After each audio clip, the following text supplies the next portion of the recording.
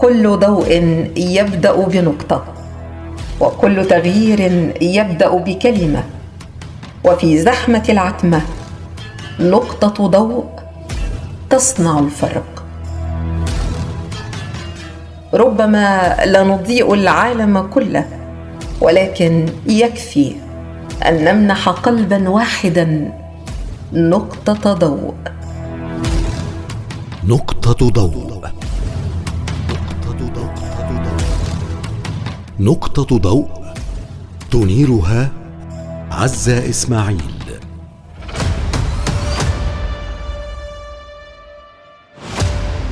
في تاريخ الأمم لحظات لا تقاس بالسنين، بل تقاس بما تزرعه في القلوب من عزة وكرامة.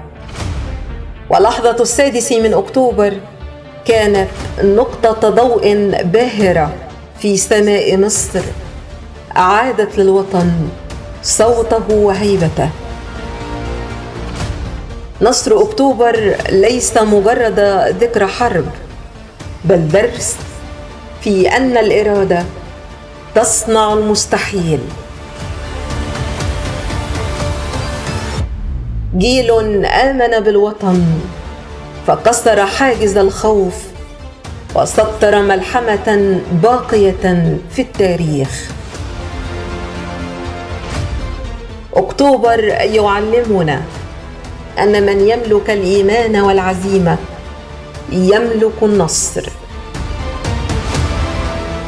في نقطة ضوء 6 أكتوبر تاريخ يذكرنا أن الانتصار يبدأ من داخلنا قبل أن يكون على أرض المعركة.